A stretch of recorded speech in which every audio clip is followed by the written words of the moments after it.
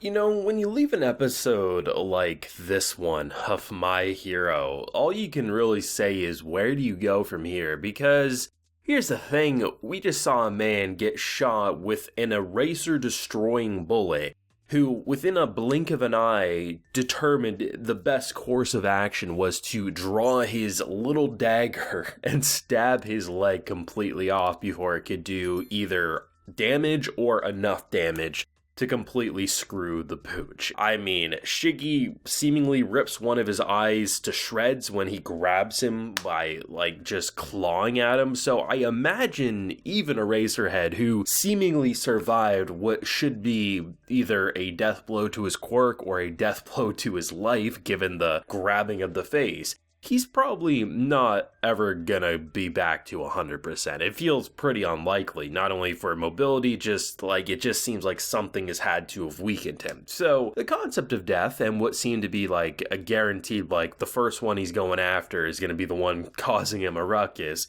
made it. So Bakugo, getting a few stabs from the gut to the leg, he could survive. Honestly, a lot of these characters could end up surviving, but it's the fact that you don't know that keeps you engaged. And no matter which direction they go, this is one hell of a cliffhanger that is incredibly effective, because what they did, and I think out of every season I've seen of My Hero, out of all 6, this is the best use of flashback, because they continue to remind me of things that haven't been here for seasons, rather than recapping what we just saw the prior season, and in doing so, we're seeing some next level character development. Now, there's a full live reaction available on my Patreon if you're interested, of course, but let's talk about this, because Bakugo's been a character who I've talked about this season, I've talked about in prior seasons a lot as well, but I never was overly fond of in season 1. He just kind of was, I don't know, he was that angry character who was the rival, and usually that character becomes a villain. In a lot of ways, that's generally how those characters go. But the fact that Bakugo, and I love how even All Might says it in this episode, his redemption arc is very similar to that of someone like Endeavor. Obviously, it's different, and you can argue the extremes, but the fact that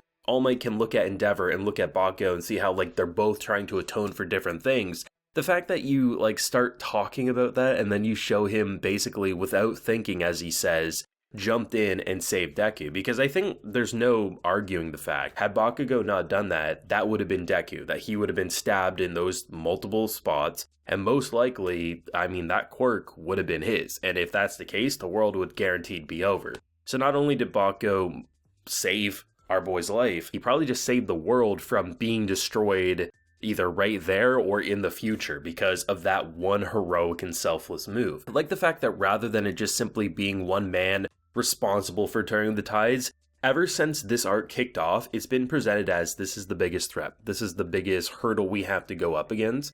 And because of that, we have to make sure that everyone gives it their all. We're seeing characters die left and right, both on the hero and villain side. And the fact that everyone is giving it their all, and the fact that when Deku starts using his moves in such a cool way, it's one of the coolest utilizations we've seen of his moves, where you're floating, you have him basically wrapped around with the ropes in a lot of ways, and then you're pulling him in and just going smash after smash, not even considering the fact that if you do the same injury in the same spot multiple times, he may not be able to use his arms ever again. And the fact that Deku was just using it in such a way, it was so cool, and I love how rather than the fight ending there, instead it was a teamwork of Endeavor getting kind of thrown up there to use one last blast. We literally charred his body so hard that he was nothing but literally black gray flesh that is smoldering, and he still was alive.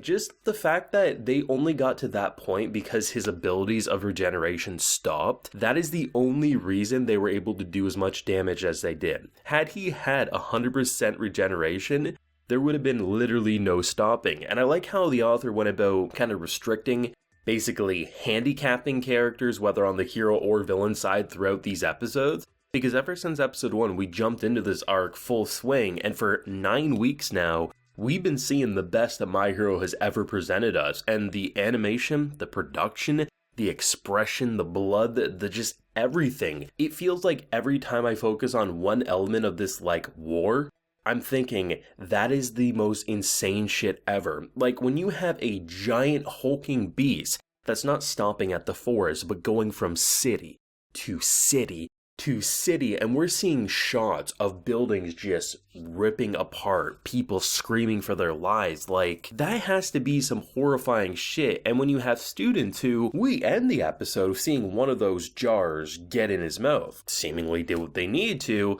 and that still wasn't enough to put the boy to sleep. Like, literally one of them says, the only reason we're standing here is because it didn't see us as a threat. The salt in the wounds of what we're experiencing is next level. Like, it's that type of excitement that you feel dirty being hyped about, because there's a lot of characters that I want to see make it to the end of the show, but it's hard not to get a grin, almost Shiggy style, when you see the type of bloodshed we're experiencing, because you don't see that a lot. I remember when I was saying earlier into these videos, like the first few, that damn, this could be the craziest arc. Like, we could actually see multiple big name deaths. I had people saying, no, it's My Hero Academia. They'll make you think it will be brutal, and we might get one character, but that's all we're gonna see. But literally, like, we're seeing character after character, like, even if they're dying off screen at times, like in the case of, like, some of them, like, it still feels like, and what we're seeing, like, people are literally, like, this feels like an all-out war of what it should be if it's villains versus heroes, and they're kind of fighting for what happens with the future, especially after the history that they've dealt with. Usually I skip previews because, you know what, I know I'm gonna watch the episode, I want to go in as blind as possible.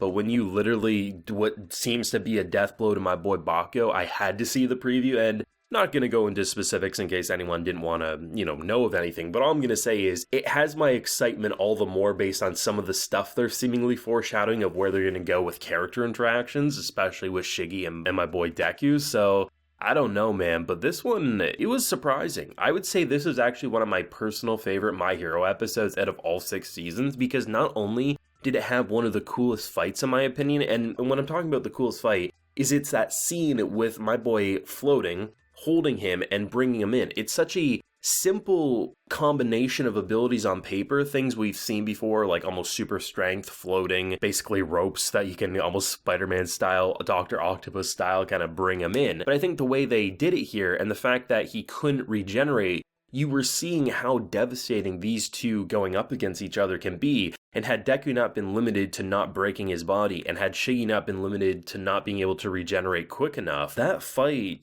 who knows what we could have seen. And that's why I think no matter what happens next week, or maybe even the week after, these two will have a rematch at some point, whether when Deku masters more of his abilities, when Shiggy masters, I don't know. But it can't end with this arc, in my opinion. Like, Shiggy's not going anywhere, it feels like. It feels like Shiggy's the final boss. Like, he's gonna be around for a hot minute, and I don't know where we go from here, but this was one hell of an episode with a great production value, some killer music. Like, there was some riffs that were going on that got you excited as we're building up to the grand punchline, and unfortunately the grand punchline, has the fate of a character who went from one of my least favorites to one of my personal favorites up in the air, because I don't know where Bakugo or any of these characters truly go.